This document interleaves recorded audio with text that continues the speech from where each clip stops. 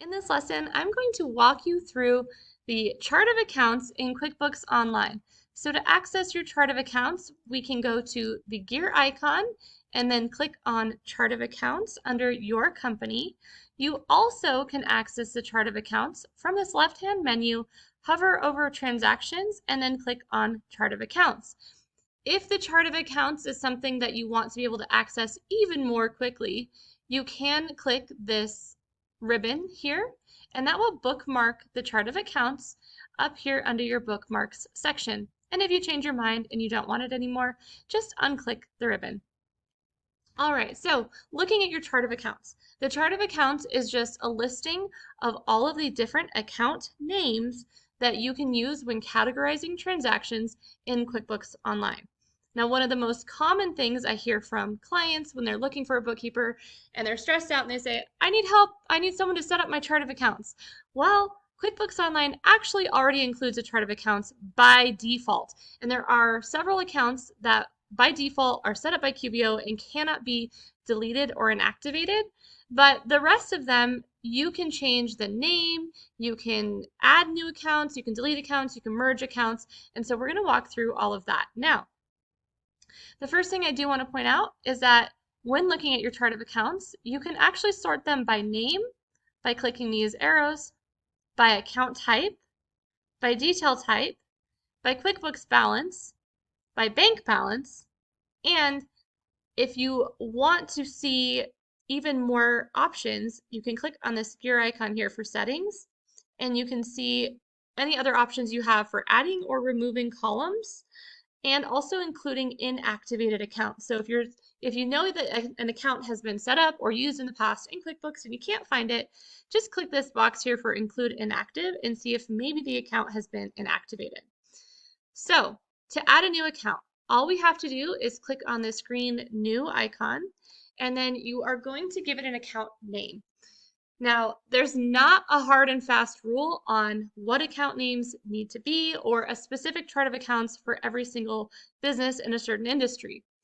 My goal with the chart of accounts is always to make the financial statements easy for my client to look at and go, I know exactly what's in that account. So we want to make it as easy and intuitive as possible for them to understand. So let's just do an example here. Let's pretend that we're setting up a new bank account.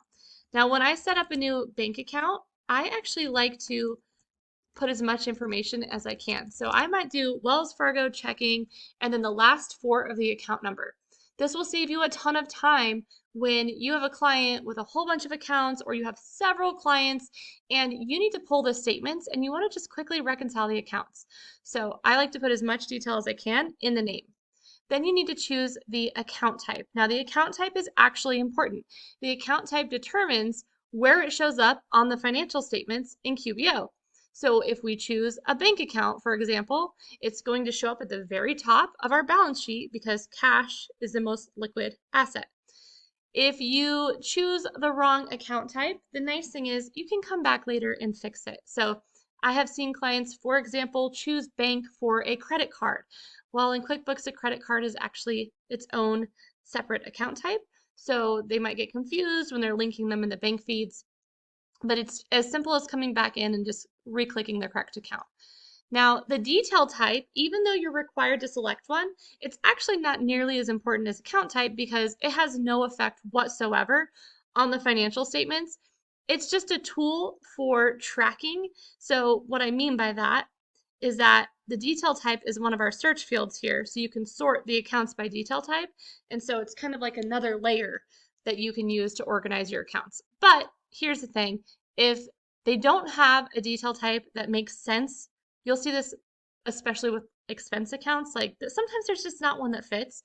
Just choose the closest thing and move on. As a matter of fact, I never even change the detail type because I don't need to sort by detail type. I don't have any use whatsoever for the detail type. All right, you also have the option when creating an account to make it a sub-account. So all this means is that there's a parent account and that account that you're creating is going to roll up into the parent account. So in QuickBooks, when we're running our statements, we might want them expanded, and so we see every parent and every sub account with all the details. Or the client might be like, I just want to know what's in my checking account overall, or all of my checking accounts combined, and you can collapse them into a single account.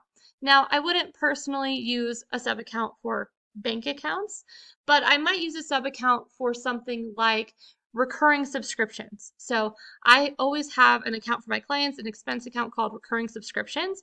And then I like to make a sub account for each one.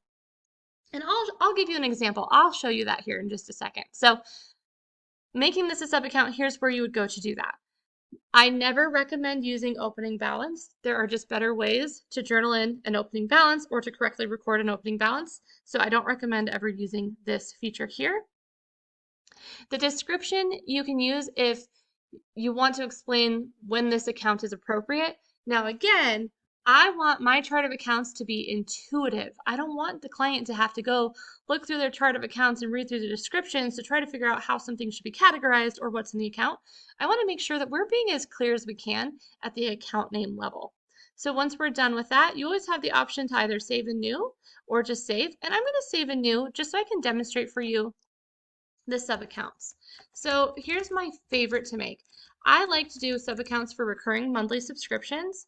And the reason why I do this is because then I can run a report, I can run the P&L, I can run it month over month, and I can see if my subscriptions have gone up, if some are missing, I can see if something that I canceled, I'm still being charged for. So I love having this. So first, I'm going to make the parent account recurring subscriptions as an expense, and I'm going to hit save and new. And then I'm going to throw in some of the most common ones that I see. So for example, Calendly. I use Calendly as my calendar. And so I'm going to make this a sub account of recurring subscriptions. And let's say maybe another one that I use, I pay for ChatGPT. And I've got clients that are paying for this too. So we put that as recurring subscriptions. And here's what it's going to look like on your statement. So see how recurring subscriptions is in line with all the other expense accounts, but Calendly and OpenAI are tabbed over. So if we save, let me just show you really quick. We're going to do a couple of expenses just so I can show you what this looks like. So we'll do Calendly.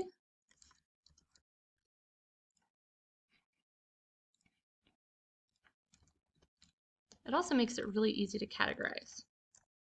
All right, so we're doing this one on 12/10.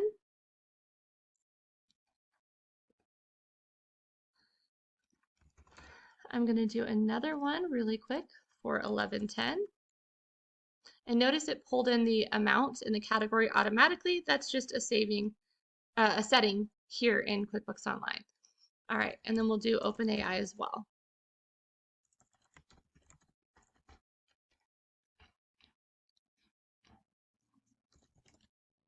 All right, so let's put that in there. Let's say they're $25 per month, and I'm going to save and close.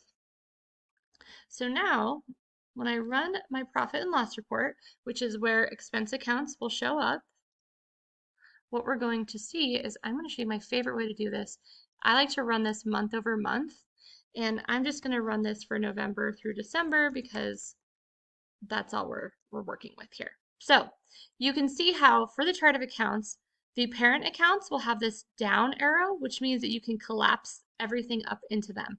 So you also can have multiple levels of sub accounts. So under income, we have design and discounts given and landscaping services. And then there's another sub account under landscaping services for job materials with some accounts underneath that, and then labor with some sub accounts under there. So we can collapse it at each of these arrows depending on how much detail or how much they want their statements to be rolled up. All right, so let's just take a look really quick at recurring expenses, which is what we added. So here's our recurring subscriptions that we just created. And as you can see, we can see the charges month over month for each of these accounts that we just created. So there is not one right, true, only correct way to do the chart of accounts. The important thing is to talk to your client to understand exactly what they need and what they're looking for. Or if you're doing this for yourself as a small business, again, just to be thinking through when you're looking at your reports, they need to make sense to you. They need to be intuitive where you don't have to dig and ask what's in that account or where did this go. We want the accounts to be so clear that when you're reading your statements, you intuitively know what's inside of it. And I also sometimes like to think of it as if you had to create a budget, which line items would matter to you, and those are the accounts we want to make sure we're showing on our chart of accounts. Now, if you already have a chart of accounts that you have in another file or that you've created in Excel, you can import a CSV file for your chart of accounts. And the nice thing is Intuit provides a sample file here so you can make sure that you have it formatted the correct way. You also can do it from Google Sheets, which is pretty cool. So importing a sample file, let me just demonstrate this for you. I actually have one here. Oop, I'm going to click Browse. And let me just go to my downloads here. I'm going to grab the sample file just so you can see what it looks like. So this is what comes in the sample file, and I'm actually going to go ahead and just use this as our file to import really quick. So let me try this again here. Click Open, and then Next here on the bottom. And you want to make sure that your fields are aligned because I'm using QuickBooks template. Obviously, all the fields already match, so then I can click Next. And then if you're using account numbers, you can import those here. These are the account names, the types, and the detail types, and you'll just want to double check that everything looks good. All right, so when I click import, that will now have added those accounts to my chart of accounts here in QuickBooks Online. So let me grab the file really quick so we can just see what we had added. Okay, so we added a checking account called Bank of America. And so if we were to come here, what we should be able to do is search by checking account, Bank of America, and you can see that it's been added. Now, let's say that we didn't realize it, but this checking account, Bank of America, is actually already in QuickBooks. It's right here as this checking account. And so instead of having two, we actually want to just merge the accounts or inactivate. So I'm going to demonstrate both. If we just want to delete an account because this checking account, we just imported it, we caught our mistake already, and we haven't recorded a single transaction to it, we actually can just click Make Inactive, and now that account won't show up in our list when we are recording transactions in QuickBooks. Now I'm going to make it active again, and we're going to pretend that we have coded transactions both to this account and to the checking account. So when you want to merge accounts, what you want to do is you want to copy the name that you want to keep. So we want to keep the name checking account Bank of America. And then we're going to edit the other account name. And I'm going to paste the name that I want this one to be changed to. And I'm going to click Save. And then it's going to say you already have an account. Would you like to merge? And we're going to click Yes, Merge Accounts. And then hit Save. So now there's only one account and it moved all of the transactions into that single account and it's showing the other one as deleted.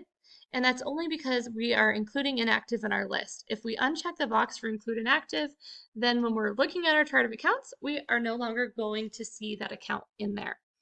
So just a quick reminder, so a new account, we just click new, or you have the option to import. If you want to edit an account, you can just click the down arrow and click edit. If you want to click make inactive, that's how we delete accounts. It doesn't really let you delete accounts, they just get made inactive. And the last thing I want to show you is how to run a report. So you can either click run report up here, or you can click run report down here. So this will be for this specific account. If I click run report up here at the top, it's going to show you your entire account list, which can be useful, especially if at some point you either want to review and edit your account list or you need to export it to import. So clicking Run Report is going to do all of your accounts. If I click on Run Report on this one specific account, then what I'm going to see is a quick report of all of the transactions that have happened for that specific chart of accounts. So that's just your quick overview there of the chart of accounts in QuickBooks Online. And just remember, almost nothing you do is going to be unfixable or uneditable. If you delete it, you can make it inactive. If you duplicate it, you can merge them. If you don't need the account anymore, again, you can make that inactive as well. So don't stress too much about how you set up your chart of accounts in QuickBooks Online. I would say just aim for continuous improvement. And the more that we are reviewing your financial statements and going through the numbers, the easier it's going to get to continue to improve and customize that chart of accounts to be exactly what you need to run your business or guide your clients to understanding the financials so they can better run their business.